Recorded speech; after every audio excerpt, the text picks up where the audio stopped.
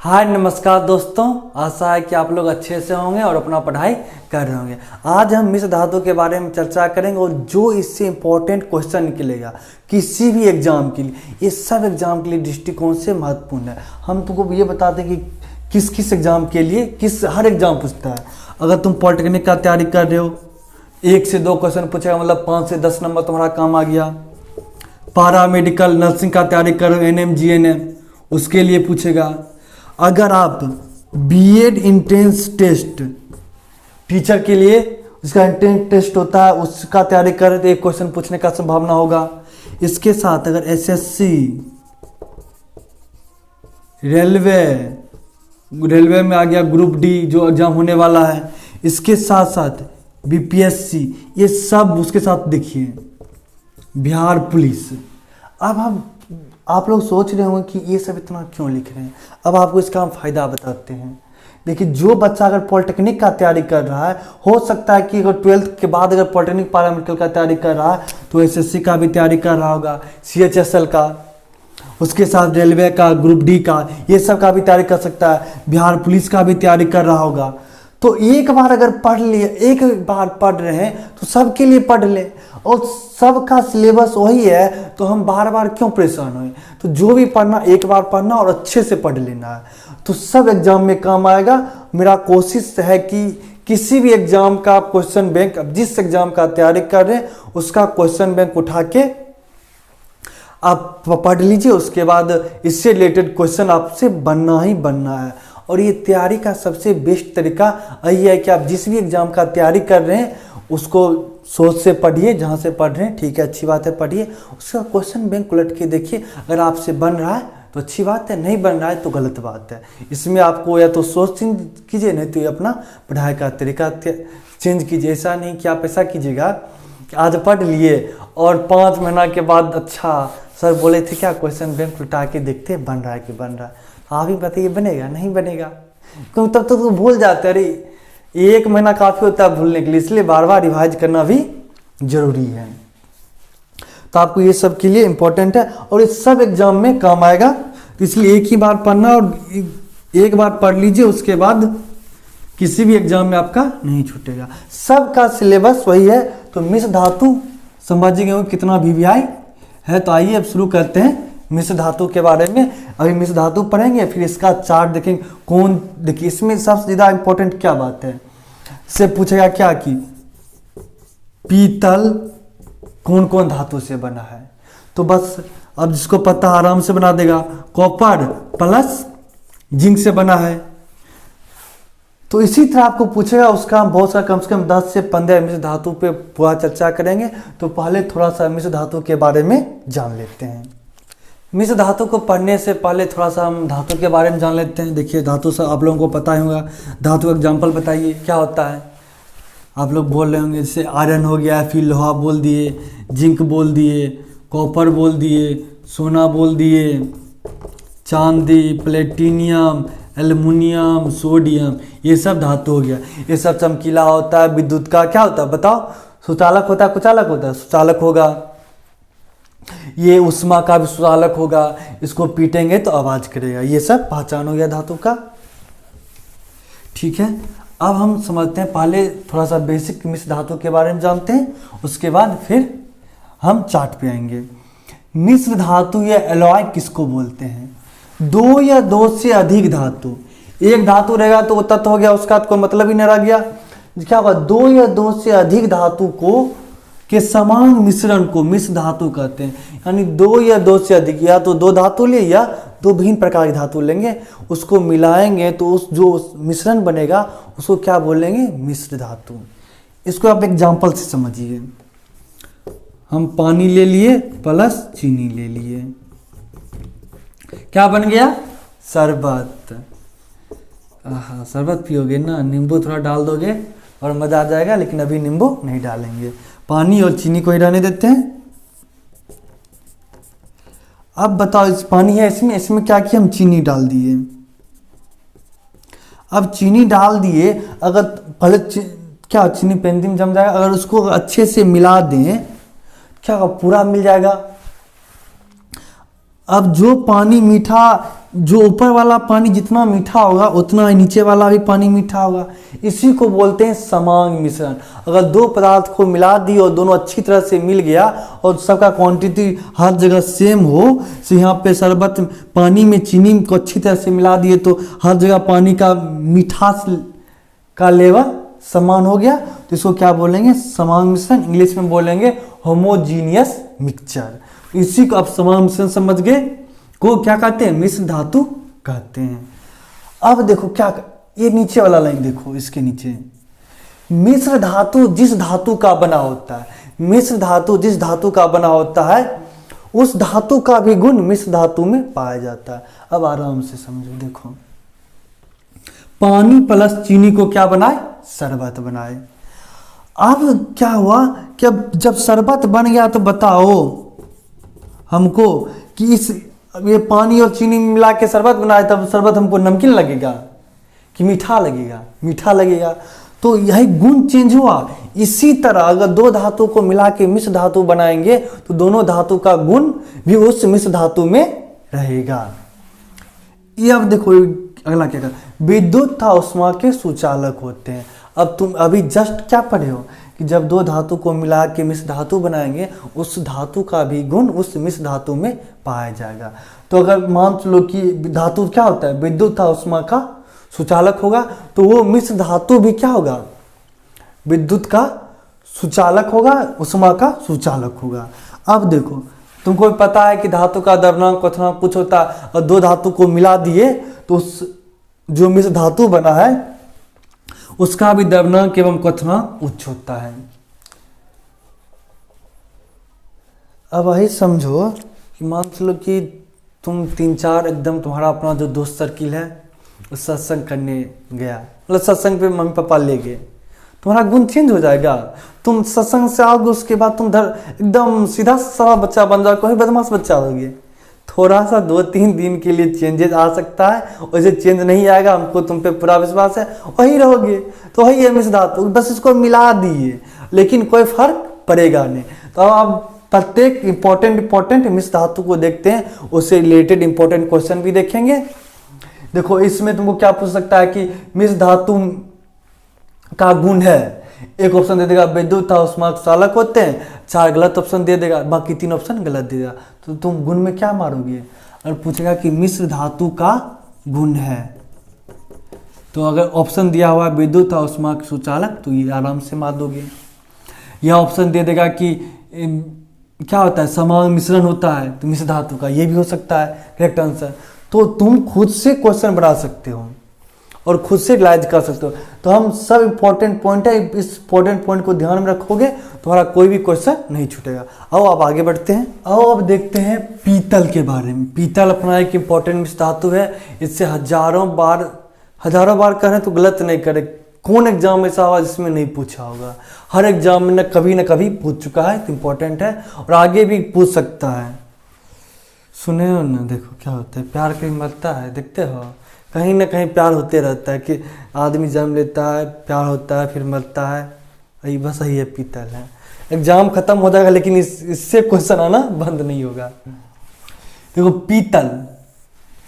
पीतल को इंग्लिश में कहते हैं ब्रास। ये किससे बना होता है? तांबा, कॉपर और जिंक से, Zn से बना होता है। अब बहुत सारा बच्चा कंफ्यूजन आ रहा होगा, सोच रहा होगा कांसा के बारे में सोच रहा होगा। तो कांसा बना होता है कॉपर और टीन से, कॉपर और टीन से। अब तुम लोगों को सोच रहे हो कंफ्यूजन ना हो, तो अब कंफ्यूजन ना हो, याद कैसे रखेंगे, तो क्या करना है? मान चलो कि अगर तुम पीतल देख लिए, पीतल का बर्तन देख लिए, पीतल देख लिए, तो तुम क्या अच्छा जहां भी दिख गया तुम क्या सोचोगे? अच्छा ये पीतल किससे बना है?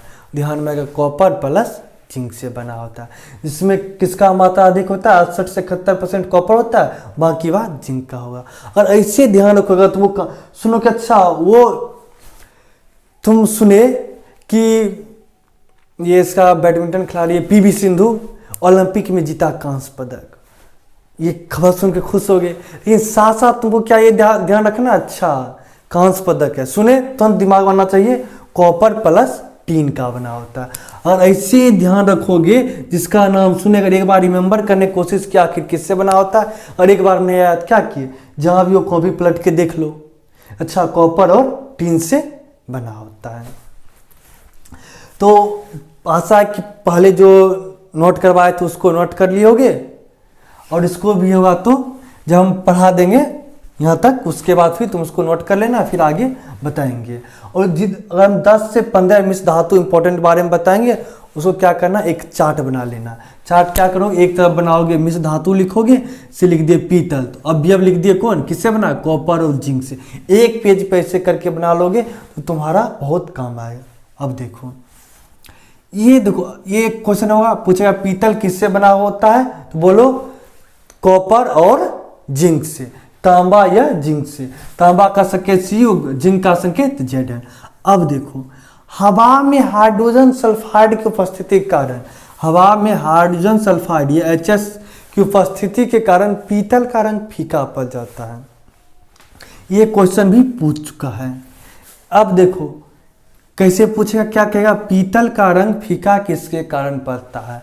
जहां पे तुमको हाइड्रोजन सल्फाइड दिख जाए वहीं पे मार दो और एक क्वेश्चन सॉल्व कर दो, ठीक। अब कहता है ताम्र संदूषण। ताम्र होता है ना, पीतल को खराब कर देता है। देखो जिंक मिला हुआ है तब भी, देखो सॉरी कॉपर है तब भी अगर ज्यादा कॉपर आसपास होगा तो पीतल को खराब कर सकता है। तो ताम्र संदूषण से बचाने के लिए क्या करते हैं, रांगे टीन की परत चढ़ा देते हैं, मतलब इसका बॉडीगार्ड बना दिए। कहेगा कि ताम्र संदूषण मतलब कोई आतंकवादी आ गया है तो पीतल को बचाने के लिए अगर ताम्र हो गया, कॉपर, अरे गधा हो Cu हो गया, तो ताम्र संदूषण से बचाने के लिए हम किसका परत चढ़ाएंगे, किस पे, पीतल पे किसका परत चढ़ाएंगे, रांगे या टीन की परत को चढ़ाएंगे। यहाँ से 3 क्वेश्चन बना। पहला, पीतल किससे बना होता है, तांबा और जिंक से। पीतल का रंग फीका ना पड़े उसके लिए क्या करते हैं हम, पीतल का रंग फीका क्यों पड़ता है, हाइड्रोजन सल्फाइड के कारण। ताम्र संदूषण से बचाने के लिए पीतल पे किसका परत चढ़ाते हैं, रांगा या टीन, जिसका संकेत हो गया, टीन का संकेत Sn। अब देखो डच धातु, ये पीतल का ही रूप होता है, बस इसमें कितना कॉपर होता है 68 से 71%, यहाँ पे कॉपर होता है 84%, और बाकी बात जिंक 16% हो गया। इसी को बोलेंगे डच धातु। पीतल का ही रूप होता है, नकली सोने की पत्थर की तरह होता है। तो ऐसा इन दोनों को रिमेंबर हो गया होगा। और आगे हम बढ़ते हैं और इम्पोर्टेंट कुछ देखते हैं। ये दोनों भी जो देख रहे हो, स्टील हो गया इंग्लिश वर्ड, इस्पात हो गया हिंदी, और एक हो गया जंग रोधी इस्पात, इसको बोलते हैं इंग्लिश में स्टेनलेस स्टील। देखो पहले तो नाम में कन्फ्यूजन मत हो। बहुत सारा बच्चा को देखें जब पढ़ा रहे थे तो ऑफलाइन में, तो उसको बहुत कन्फ्यूजन हो रहा था, क्यों उसको पता नहीं चला स्टील, इस्पात, जंगरोधी इस्पात और स्टेनलेस स्टील ये 4 है कि 2 है। तो अब ध्यान से देखो, अगर सिंपल स्टील है, इस्पात है, तो वो ये हो गया, एक हो गया जंगरोधी इस्पात और स्टेनलेस स्टील। अब दोनों को समझते हैं बारी बारी से। स्टील देखो किससे बना होता है, लोहा और कार्बन से बना होता है। इन दोनों को एक साथ कंपेयर करके पढ़ेंगे और जल्दी याद हो जाएगा। बोलो स्टील अब भी जब भी देखेगा तो किससे बना होता है, लोहा और कार्बन से। कोई दिक्कत? अब तुम एक बात सोच रहे हो कि स्टील में हम तो पढ़े कि मिश्र धातु बना होता है सिर्फ धातु का, तो यहाँ पे मिश्र धातु में अधातु आ गया, तो कुछ छोटा सा मात्रा मिला है। अच्छा मान लो दाल बनाते हो, क्या हल्का सा नमक डालते हो, ऐसा थोड़ा कि पूरा नमक डाल देते हो, थोड़ा सा नमक डाल दिए या लोहा में हल्का सा कार्बन मिला दिए, क्यों कि वो मिलाने से क्या फायदा है, कार्बन मिलाने से क्या होता है, कठोर होता है। जो प्योर लोहा होता है ना वो थोड़ा सा लचीला होता है, तो उसको मिला देते हैं, क्या कठोरता प्रदान हो तथा भंगुरता बढ़ती है। अब तुम सोच रहे हो कठोरता था भंगुरता में कन्फ्यूजन हो गया होगा। देखो हीरा क्या है, कठोर है, लेकिन अगर हीरा को हथौड़ा से मारोगे तो चूर चूर हो जाएगा। तो ये भंगुरता हो गया, साथ में कठोरता भी है। रस्क बिस्किट देखते हो, हल्का सा हाथ से दबाओ तो तुमको कठोर लगेगा, लेकिन एक हथौड़ा बजा दो तो चूर चूर हो जाएगा। वही है कठोरता और भंगुरता। स्टील बताओ किससे बना होता है, लोहा और कार्बन का, उसके बाद कार्बन क्यों मिलाते हैं स्टील में, ये भी क्वेश्चन पूछ सकता है, तो कठोरता बढ़ाने के लिए। लेकिन एक दिक्कत ये हो गया कि उसमें जंग लग जा रहा था, बर्बाद हो जा रहा था, तो फिर सोचा और क्या मिलाएं कि लोहा में जंग भी ना लगे तो ज़्यादा दिन तक चलेगा। उसके वो चीज़ बनाया गया, वैसा में धातु बनाया, उसको क्या नाम रखा गया, जंग रोधी इस्पात, हिंदी में, इंग्लिश में स्टेनलेस स्टील। ये तो किससे बना होता है, मुख्य अभी अब क्या हो गया, लोहा ही होगा। लोहा में क्या मिलाएंगे, क्रोमियम का मात्रा रहेगा, निकेल रहेगा, उसके बाद कार्बन रहेगा और थोड़ा सा मैग्नीशियम का भी मात्रा होता है। जंग रोधी इस्पात या स्टेनलेस स्टील, सिंपल सा बात समझो। अब तुम ही बताओ कि स्टील में हम बाहर से क्या मिलाए, देखो लोहा भी है, कार्बन भी है, तो बाहर से क्या मिला दिए, मेन तत्व मिला दिए क्रोमियम, और थोड़ा सा मिला दिए निकेल और मैग्नीशियम का भी मात्रा मिला देते हैं। तो अगर इस्पात में क्या मिला देंगे, जंगरोधी इस्पात बन जाएगा या स्टेनलेस स्टील बन जाएगा, क्रोमियम मोटा मोटी मिला देंगे तो क्या बन जाएगा, जंगरोधी इस्पात। अब जब क्रोमियम मिलाने का फायदा क्या है, बिना फायदा का तुम कुछ काम करोगे, नहीं करोगे, वो तुमको भी पता है और तुमको भी पता है। बिना फायदा का तुम तो सवेरे उठो तक ना, क्यों खाना खाते हो, पेट भरेगा, एनर्जी मिलता है इसलिए खाना खाते हो। अगर खाना से एनर्जी ना मिले, स्वाद ना मिले तो तुम खाना काहे खाओगे, बस वही है। क्रोमियम क्यों मिला रहे, एक तो कठोरता प्रदान करने के लिए, मतलब इससे ज़्यादा कठोरता प्रदान करने का, क्योंकि इसका देखो बिल्डिंग में बनाने में यूज क्या होता है, जितना ज़्यादा कठोर होगा उतना ज़्यादा अच्छा रहेगा। उसके बाद अब इसमें देखो जंग लग जा रहा था इस्पात में, इसमें क्या होगा, जंग रहित या धब्बा रहित। वही जंग लगता है, धब्बा लगता है, तो वही क्रोमियम क्या क्या काम करता है, कठोरता प्रदान करता है, जंग रहित या धब्बा बचाने में उपयोग करता है। अब जो क्वेश्चन क्या बनता है, कहेगा कि जंग रोधी इस्पात में क्रोमियम क्यों मिलाया जाता है। तो अगर कोई भी ऑप्शन में अगर तुमको बस जंग रहित या धब्बा रहित दिख जाए या कठोरता प्रदान दिख जाए तो आराम से ये वाला टिक मार देना है। उसके बाद देखो निकेल क्यों मिलाते और चुंबकीय, मतलब चुंबक से जो नहीं चिपके। अगर पूछ देगा कि देखो वो जंग रोधी इस्पात या स्टेनलेस स्टील में दिख रहा होगा कि बहुत सारा पदार्थ से बन रहा है, क्या लोहा है, क्रोमियम है, निकेल है, कार्बन का भी थोड़ा मात्रा है, मैग्नीशियम का भी थोड़ा मात्रा है, तो क्या करोगे। और उसमें पूछ दिया कि जंग रोधी इस्पात में तुमको क्या नहीं पाया जाएगा, तो 3 धातु दे दिया। अगर नाम भूल गया, इसमें एक बहुत बार देखे हैं कि तुमको सिलिकॉन पता है कि नहीं पाया, तो ऑप्शन में एक सिलिकॉन दिया रहता है। अगर पूछ दे कि जंग रोधी इस्पात में क्या नहीं पाया जाता है, अगर सिलिकॉन दिख रहा है तो आराम से सिलिकॉन मार दो। ठीक, तो एक बात देख लेते हैं फिर से। स्टील किससे बना होता है, लोहा और कार्बन से, और स्टील में क्या मिला दें, क्रोमियम निकेल मिला दिए तो क्या बन जाएगा अपना जंग रोधी इस्पात। क्रोमियम का क्या काम है, जंग और धब्बा से बचाता है। देखो एक बात है कि बार बार बोलना भूल जा रहे हैं कि नोट करने के लिए, ऐसा करना किया तो अच्छे से देख लो आराम से, जिससे हम बोल रहे हैं वैसा तुम भी बोलने की कोशिश करो, रिपीट करोगे तो याद रहेगा। उसका ऐसा नहीं करना है कि बच्चा में देखे होगे कि पंडित जी वाला हाल मत कर देना, कि नहीं बोला था कि बच्चा में एक वीडियो देखे होगे कि पंडित जी के पास जाता है और बोलता है कि जैसे जैसे हम बोलेंगे जजमान वैसे वैसे आप भी बोलिएगा, तो सब बात बोलने लगता है। तो ऐसा नहीं करना, मतलब हम बोले सब बात करने लगता है, तुम भी अब कोई कहानी रिपीट करने लगना, वैसा नहीं करना। जो काम का और अपना कॉमन सेंस यूज करना है। ठीक, तो ये सब भी बहुत बार पूछा जा चुका है, तो इसलिए इस सबको ध्यान में रखना है। और नोट करने का बात है तो जहाँ तक क्या करोगे, देखो हम जगह तो थोड़ा सा 1-2 सेकेंड लिए टाइम देते हैं, वहाँ पे रोक के आराम से नोट कर लो, नहीं तो एक बार अच्छे से देख लो, उसके बाद फिर आराम से नोट कर लेना। देखो टाका या सोल्डर किससे बना होता है, टाका जिससे सोल्डिंग करते हो ना उसी का शीशा पीबी, इसका इंग्लिश हो गया लेड। लेड धातु है, पीबी संकेत पीबी हो गया, प्लस टीन, एसएन का क्या मतलब शीशा और टीन का बना होता है टाका या सोल्डर नामक मिश्र धातु। अब छठा में देखो बहुत अच्छा क्वेश्चन है VVI। अब इसका 4 नाम लिखा हुआ है, 4 नाम इसलिए लिख दिए हैं कि गंगाधर ही शक्तिमान है। क्या, गंगाधर ही शक्तिमान है, दोनों के बारे में पता रहेगा, सही नहीं रहेगा तो कंफ्यूजन नहीं करना है। अब पता चला कि तुमको पानी पता है जल पता है, अंग्रेज के यहाँ चल गए पीने के, अंग्रेज इंग्लैंड गए और बोले पानी जल। अब उस अंग्रेज को कहाँ पता होगा कि पानी जल क्या मांग रहा है, प्यासे रह जाओगे। थोड़ा सा वाटर भी जान ली इंग्लिश में, तो इसलिए सबका नाम बता दी। चारों में से किसी के बारे में पूछे तो एकदम ध्यान में रहे, तो छोड़ना क्वेश्चन नहीं है। 1 नंबर पॉलिटेक्निक पैरामेडिकल में 5 नंबर, बाकी बात सबको 1 नंबर मिलता है, वो क्वेश्चन छोड़ना नहीं है। अब कांस या ब्रॉन्ज या मुद्रा धातु किससे बना होता है? तांबा और टीन का। किससे बना होता है? तांबा और टीन का। अब तुम ही बताओ, पीतल अपना किससे बना होता है?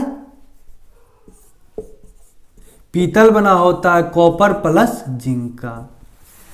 कांसा में क्या होगा? टीन होगा। पीतल में क्या होगा? जिंक होगा। दोनों का रंग पीला होता है तो कॉपर पक्का होगा। ठीक, अब जहां भी नाम सुनो एक बार ध्यान करोगे तो धीरे धीरे याद हो जाएगा, मेमोरी।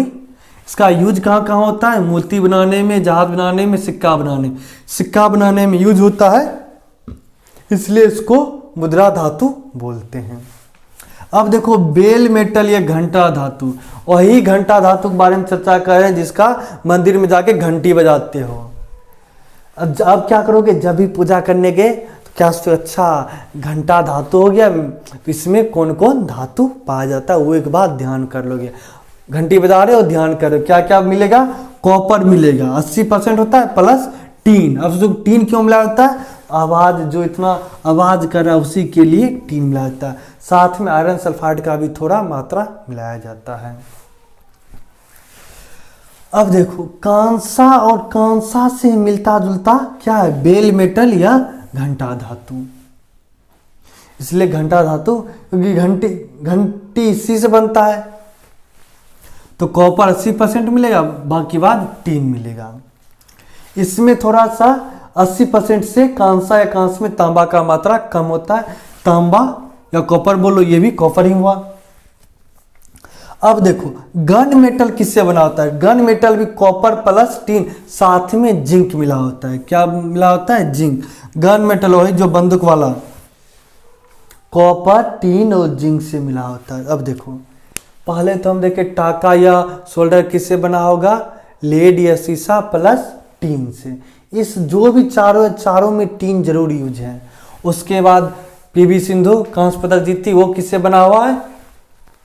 ये तुम्हारा बना हुआ है कॉपर प्लस टीन से। घंटा धातु भी कॉपर और टीन से बना है, लेकिन कॉपर का मात्रा थोड़ा ज्यादा है। इसके बाद गन मेटल में भी कॉपर टीन है, साथ में थोड़ा सा जिंक का मात्रा है। ठीक, और 4 ये भी इंपॉर्टेंट है, इसको भी देख लेते हैं। उसके बाद इससे रिलेटेड 5-6 और इम्पोर्टेंट लाइन देखेंगे। अब इतना तक इनसे धातु रहने देंगे, इंपॉर्टेंट जो था वो करवा रहे हैं, तो अब इसको देखते हैं। ये हो गया कि डूरेलुमीन। डूरेलुमीन किससे बना होता है? डूरेलुमीन मिश्र धातु किससे बना होगा? Aluminium, copper, magnesium. नाम भी लिख देते हैं, बाकी बात का तो पता ही होगा। मैग्नीशियम याद उसे रखना चाहिए, ये हो गया मैग्नीज। तो बोलो डूरेलुमीन किससे बना होता है? Aluminium, copper, magnesium, manganese. इतना डूरेलुमीन क्या? एल्युमिनियम, कॉपर, मैग्नीज, Mg और Mn। इसके बाद किसका उपयोग किसमें क्या होता है? वायुयान तथा रसोई में। अब तुमको ये भी क्वेश्चन पूछ सकता है कि वायुयान में देखो एल्युमिनियम धातु भी स्पेशली यूज करते हैं। क्यों यूज करते हैं? क्योंकि उसका हल्का होने का, एल्युमिनियम हल्का होने के कारण वायुयान में उपयोग किया जाता है। ये तो वो किसी तरह क्वेश्चन बना के पूछ सकता है, इस बात को भी ध्यान में रखना है। अगर लग रहा है कि तुम भूल जाओगे तो कहीं कॉपी के ऊपर में नोट कर लो, इसमें नोट कर लो, उस समय उसी में नोट कर लेना। या डूरेलुमीन का भी यूज क्यों क्या जाता है? वायुयान था रसोई में क्या जाता है, रसोई के काम जो बर्तन होगा उस समय करते हैं। अब हमारा कृत्रिम सोना, रोल्ड गोल्ड। नाम सुने होंगे, कृत्रिम सोना, रोल्ड गोल्ड। इसमें सोना तो पक्का नहीं होगा, सिंथेटिक है। रोल्ड गोल्ड, तो रोल्ड गोल्ड तभी तो सस्ता बिकता है। अगर मान चलो कि महंगा होता तो फिर सोना ही लोग खरीदता। इसमें कॉपर 90% और एल्युमिनियम 10% होगा। तो रोल्ड गोल्ड अब पता चल गया है रोल्ड गोल्ड किससे मिलकर बना होता है। अब तुम कहीं भी तुमको रोल्ड गोल्ड दिख जाए तो घर में भी कुछ लोग यूज करते होंगे, कुछ हमको लगता है कि रोल्ड गोल्ड ही यूज करना चाहिए, क्या फ़र्क पड़ता है, अच्छा लग ही रहा है। और चोरी होने का भी खो भी गया। सबसे बड़ा बात है कि अगर देखो सोना अगर पहने हो, जेवर पहने हो, ये सब घर का बात है। अगर हमारे घर में भी दीदी हो या मम्मी हो, अगर कहीं पहन के रख दी, अगर नहीं मिल रहा है तो परेशान हो जाती है। अगर वही रोल्ड गोल्ड होता तो कोई परेशान नहीं होता। तो इसलिए हम तो कहेंगे रोल्ड गोल्ड यूज करना चाहिए नॉर्मली। खो भी गया उतना टेंशन नहीं हुआ। आदमी क्यों, अगर तुम सोना भी पहनते हो क्यों, कोई अच्छा लगता है, खुश होते हो। अब 5 मिनट के लिए पहनने, अगर दुखी हो गए या तो अच्छे से ध्यान रखो, नहीं तो अगर आलसी और बेफिक्र बच्चा हो तो क्या करोगे, आराम से रोल्ड गोल्ड पहनना। अब रोल्ड गोल्ड पहन लियो तो बताओ रोल्ड गोल्ड किससे बना होता है, कॉपर और एल्युमिनियम का। उसमें किसका मात्रा अधिक होता है, कॉपर का। देखते हैं नाइक्रोम। नाइक्रोम बहुत ही विव्याय है। नाइक्रोम तो किससे बना होता है, निकेल और क्रोमियम से। नाइक्रोम किससे बना होगा, निकेल और क्रोमियम से। देखो नाइक्रोम का उपयोग क्या है, उच्च गलनांक के होने का इसका उपयोग क्या होता है, आयरन के किसमें उपयोग किया जाएगा, अच्छा सॉरी रुको, बल्ब की फिलामेंट बोल दी ना।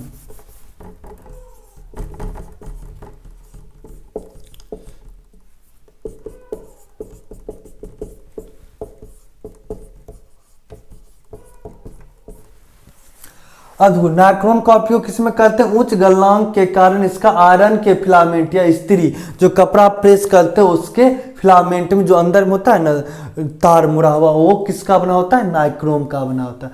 क्यों, उच्च गलनांक के होने के कारण।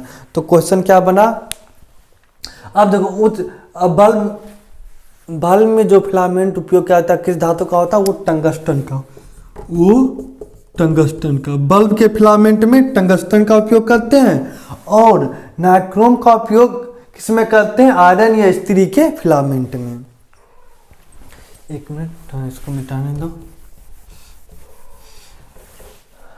अब देखो ये हो गया, इसको ध्यान में रखना है 2 बात।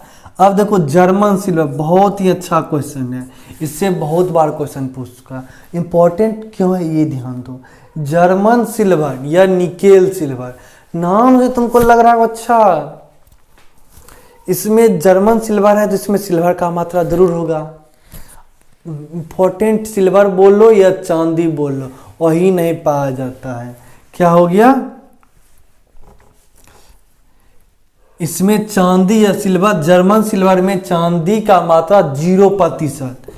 जर्मन सिल्वर में चांदी का मात्रा कितना होगा, 0%। इसी कारण ये क्वेश्चन अच्छा बनता है। ऐसे समझ लो, नाम है शांति घर में मचा दी कुशांति, तो बस वही है जर्मन सिल्वर। जैसा नाम वैसा काम नहीं है इसका, समझ रहे हो। नाम है शांति घर में मचा देगी कोहराम। तो जर्मन सिल्वर में क्या नहीं पाया जाता है, चांदी या सिल्वर की मात्रा 0% होती है। अब जर्मन सिल्वर बना किससे होता है, कॉपर, जिंक और निकेल। देखो तुमको क्या क्वेश्चन पूछेगा, पूछ देगा कि जर्मन सिल्वर में कौन नहीं पाया जाता है, कौन धातु नहीं पाया जाता है, कॉपर, जिंक, निकेल और साथ में तुमको चांदी दे देगा। अब तुमको पता चल गया जर्मन सिल्वर में क्या नहीं पाया जाएगा, चांदी नहीं मिलेगा। अब इसके बाद देखो इलेक्ट्रम, एक अच्छा है। इलेक्ट्रम में धातु बना होता है सोना और चांदी, सोना और चांदी का बना होता है। इसका उपयोग किसमें क्या होता है, मेडल और आभूषण मूर्ति बनाने में। तो हम एक बार फिर से देख लेते हैं फटाफट। डूरेलुमिन किससे बना होता है, एल्युमिनियम, कॉपर, मैग्नीशियम, मैग्नीज का। उपयोग वायुयान तथा रसोई बनाने में भी एल्युमिनियम धातु का भी उपयोग क्यों करते हैं, वायुयान बनाने में, क्योंकि यह हल्का होता है। इसके बाद कृत्रिम सोना या rolled gold, copper 90%, 10% aluminium. Nichrome किससे बना होता है, निकेल और क्रोमियम का। और किसमें उपयोग क्या होता है, आयरन के फिलामेंट बनाने में। उसके बाद जर्मन सिल्वर में इसका नाम है शांति करेगी कुशांति, मतलब सिल्वर या चांदी नहीं मिलेगा। क्या क्या मिलेगा, किससे बना होता है, कॉपर, जिंक और निकेल का। इलेक्ट्रम किससे बना होता है, सोना और चांदी का। उपयोग मेडल, आभूषण, मूर्ति बनाने में। मूर्ति देख तो भगवान सोना का भी बहुत सारा मूर्ति होता है, उसमें थोड़ा सा चांदी और सोना मिला के मूर्ति बनाया जाता है। इसमें हम क्या बोलेंगे, इलेक्ट्रम।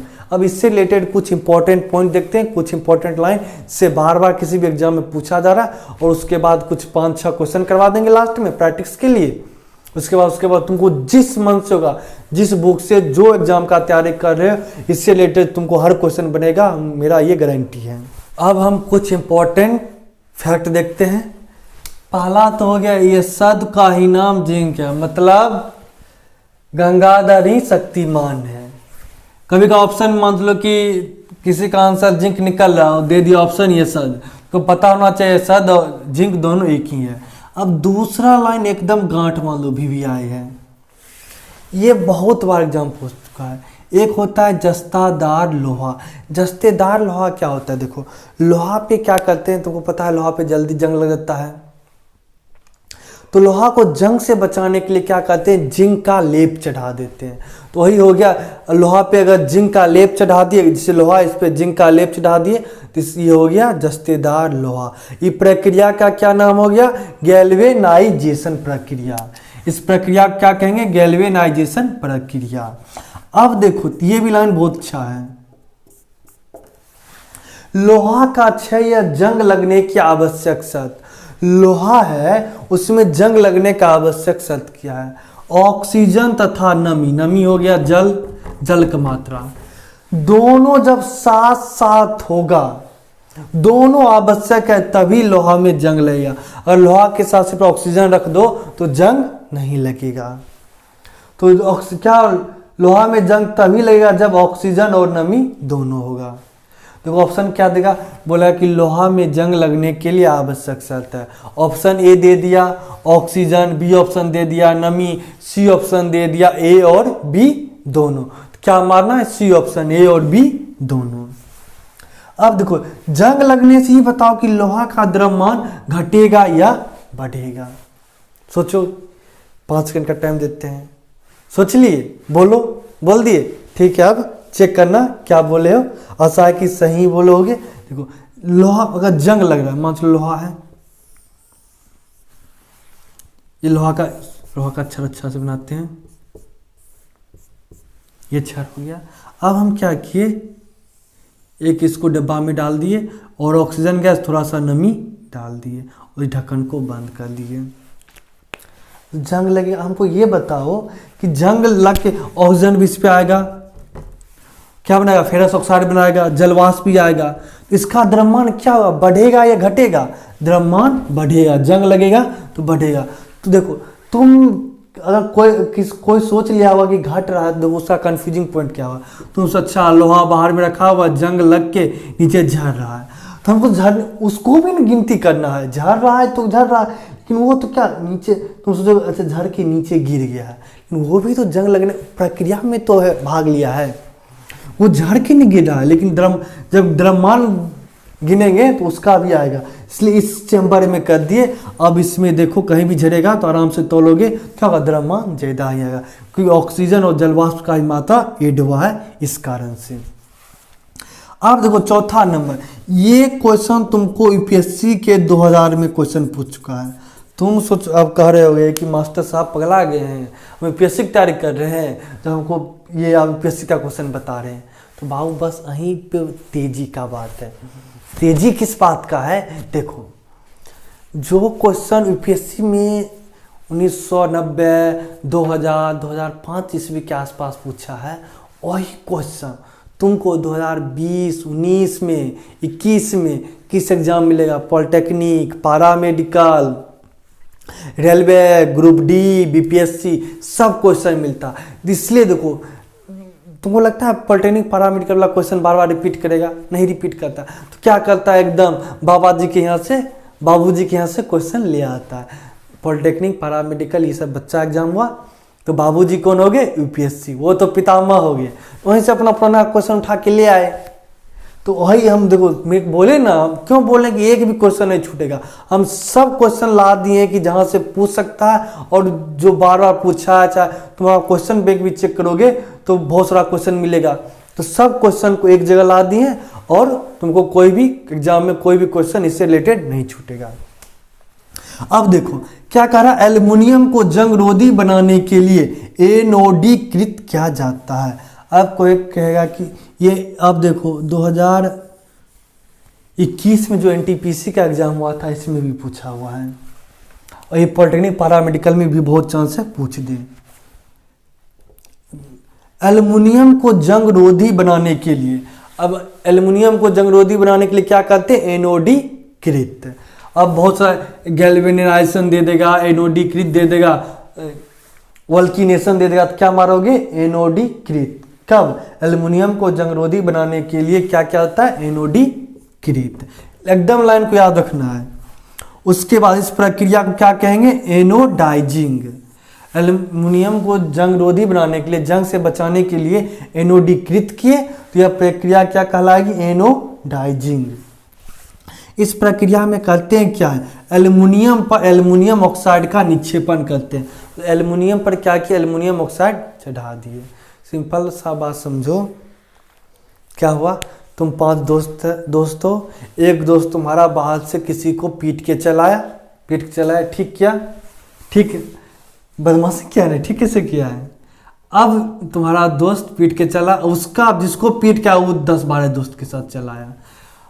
अब तुम क्या बुद्धि किए कि देख रहे हो कि पीट के आ रहा है, अब इसको तो पीट देगा।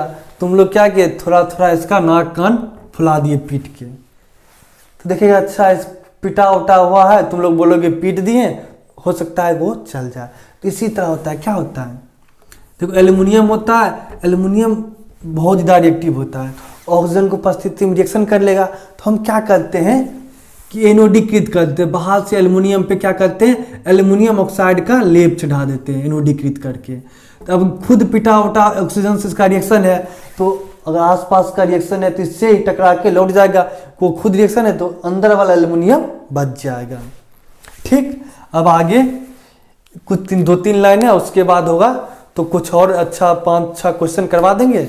उसके बाद तुम लोग 1-2 बार रिवाइज करना या 1-2 बार वीडियो देख लो, अच्छे से याद हो जाएगा। अब आओ देखते हैं क्या कह रहा, हवाई जहाज था रेल के डिब्बे के पुर्जे में उपयोग किसका होता है, एल्युमिनियम का। हवाई जहाज और रेल का डिब्बा बनाने में किसका उपयोग क्या होता है, एल्युमिनियम का। अब पारद या पारा या मरकरी बोल लो, किस भान का नाम माधव हो गया, कृष्ण कन्हैया हो गया, माखन चोर हो गया, बस इसी तरह हो गया। ये भी देख रहे हो, पारद बोल लो, पारा बोल लो, मरकरी बोल लो, संकेत क्या हो गया, Hg। अच्छा ये बताओ कि ऐसा कौन सा धातु है जो कमरे के ताप पर द्रव अवस्था में पाया जाता है, इकलौता अपना पारा या मरकरी है। अब पारद धातु मिश्रण, तो ऐसा मिश्रण जिसमें पारा पाया जाएगा, पारद समझ रहे हो, पारद अब समझ गए हो। अगर पारा धातु मिश्रण होता तो तुम समझ आते उस मिश्रण में पारा होता। अब नाम जान गए तो पारा धातु का मिश्रण कहीं लिखा होगा तो इसका मतलब क्या, इसमें पारा भी मिल रहा है। अब देखो अमलगम, ये बहुत अच्छा लाइन है। पारा तथा अन्य धातुओं के मिश्रण को क्या कहते हैं, अमलगम। जैसे Hg हो गया और एल्युमिनियम के मिश्रण को क्या बोलेंगे, हम अमलगम बोले। अब बस एक लाइन और देख लो, एल्युमिनियम अमलगम है, अमलगम में आयरन होता है ना, वो पारा के साथ रिएक्शन नहीं करता और अमलगम नहीं बनाता। तो ऐसा कौन सा धातु है जो अमलगम नहीं बनाता है, तो इसका आंसर हो जाएगा आयरन। बाकी बात अमलगम धातु सब बनाता है, पारा के साथ मिलकर अमलगम बनाएगा। तो देखो आशा है कि तुम लोगों को अच्छे से समझ में आया होगा। इसके बाद अब 5-6 क्वेश्चन करवाएंगे, उसको देख लेना। उससे पहले एक बात बताते हैं, टेलीग्राम पे जाओगे, उपागम एकेडमी सर्च करना, तुमको एक ग्रुप मिलेगा। इसमें 30 से ज़्यादा बच्चा, हो सकता है कि बढ़ भी गया होगा, क्योंकि देखो अब हम इस टाइम तो आज वीडियो रिलीज करेंगे तो उस हिसाब से बोल रहे हैं। अगर तुम 2 महीना के बाद देखोगे तो जो पहले वाला बच्चा होगा वो तो देख लिया होगा। तो मोटा मोटी समझो 30, 40, 50, 60 जो भी होगा उससे ज़्यादा ही होगा। उसी में क्विज भी होगा, हर एग्जाम से रिलेटेड नोटिफिकेशन आएगा, हर कुछ चीज डाला जाएगा, नोट्स डाला जाएगा। तो ज्वाइन कर लोगे तो सही रहेगा। और 5-6 एक बार वीडियो को देख लिए होगे, उसके बाद देखे ही हो, उसके बाद नोट कर लो। उसके बाद क्या करना है, इसके बाद फिर यहीं से स्टार्ट करके क्वेश्चन बना के देखना, क्वेश्चन बन रहा है कि नहीं बन रहा है। हम जो अच्छा एग्जाम पूछा हुआ अच्छा क्वेश्चन 5, 7, 8 करवा देंगे इसी वीडियो में। ठीक है, थैंक यू। क्वेश्चन करवाने से पहले 2 मिनट आप एक इम्पोर्टेंट बात सुन लीजिए। क्या करना है कि आप जितना पढ़े हैं एक तरफ एक साइड में चार्ट बना लीजिए, एक तरफ मिश्र धातु लिखिए, उस कौन कौन अवयव है उस मिश्र धातु के बनने में, वो चीज़ लिखना है। इससे हम बता रहे हैं। पीतल है तो पीतल किससे बनता है? तांबा और जिंक से। डच धातु किससे बनेगा? कॉपर और जिंक से। स्टील किससे बनेगा? लोहा और कार्बन से। स्टेनलेस स्टील किससे बनेगा? लोहा, क्रोमियम, निकेल, कार्बन। आप इसी तरह जितना हम 13 लिखा है उसका चार्ट खुद से बनाइए। आप पहले तो आप जितना पढ़ा है उतना नोट कर लीजिए, फिर अलग से एक स्पेशल इस तरह का चार्ट बना लीजिए जितना मिश्र धातु है। आपको ये बहुत फायदा करेगा क्योंकि इससे इस पॉइंट से बहुत क्वेश्चन पूछता है। ठीक, अब आइए चलते हैं क्वेश्चन पे। आइए देखते हैं अब कुछ इंपॉर्टेंट क्वेश्चन। देखिए कह रहा है कि पहला क्वेश्चन हमारा कह रहा है कि गैल्वेनाइज्ड लोहे के पाइप पर परत होती है। तो अभी जस्ट पढ़े, जंग से बचाने के लिए क्या करते हैं? लोहे पर जस्ते का परत चढ़ाते हैं, इसी को गैल्वेनाइजेशन प्रोसेस करते हैं, और जिस लोहा पर चढ़ाएंगे उसको बोलेंगे गैल्वेनाइज्ड लोहा। इसका आंसर हो गया जस्ते का लेप चढ़ाते हैं। दूसरा क्वेश्चन हमारा क्या कर रहा है? निम्नलिखित में कौन सा लौह धातु के क्षयकरण में आवश्यक है? तो हम पढ़े ऑक्सीजन था नमी दोनों आवश्यक है। ठीक है, अब आगे बढ़ते हैं। हमारा क्वेश्चन कर रहा है कि जर्मन सिल्वर में चांदी का प्रतिशत कितना? बहुत अच्छा क्वेश्चन है। पता है कि जर्मन सिल्वर में हमारा चांदी पाया ही नहीं जाता है। इसमें आपको कौन कौन मिलेगा बताइए? कॉपर मिलेगा, जिंक मिलेगा और निकेल मिलेगा। जर्मन सिल्वर में चांदी नहीं मिलेगा। ठीक, आगे बढ़ते हैं। अब देखिए क्वेश्चन क्या कर रहा है। क्वेश्चन कह रहा है कि निम्नलिखित में कौन धातु पीतल, कांस्य तथा जर्मन सिल्वर सभी में उभय घटक के रूप में पता है? आपको पता है पीतल में क्या पाया जाता है?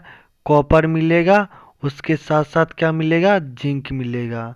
आपको कांसा में क्या पढ़े? कॉपर मिलेगा, उसके साथ टीन मिलेगा।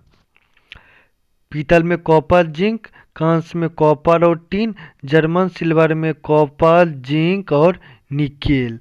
मतलब इसमें उभयनिष्ठ कौन है? तीनों में कॉपर मिल रहा है, तो इसका आंसर हो जाएगा आपका तांबा या कॉपर। दूसरा क्वेश्चन कर रहा है, देखिए पीतल निम्न की मिश्र धातु है। बताइए, पीतल अभी जस्ट पढ़े, बोले भी हैं, पीतल किसका मिश्र धातु है? पीतल है आपको, देखिए तांबा एवं लोहा है, जस्ता एवं लोहा है, तांबा एवं जस्ता है, लोहा एवं निकल है। तो इसका आंसर हो जाएगा तांबा एवं जस्ता। तांबा कॉपर और जिंक से मिलकर क्या बनता है? पीतल। अब आगे क्वेश्चन बढ़ते हैं। क्वेश्चन कह रहा है कि निम्नलिखित में कौन मिश्र धातु नहीं है? इसमें रुकिए, इसको थोड़ा सा जूम कर देते हैं। इसमें कह रहा है कि निम्नलिखित में कौन मिश्र धातु नहीं है? तो आपको पता है स्टील भी क्या है? मिश्र धातु है। पीतल भी मिश्र धातु है। ब्रॉन्ज भी मिश्र धातु है। तो आपका तांबा धातु हो गया, तो ये मिश्र धातु नहीं होगा।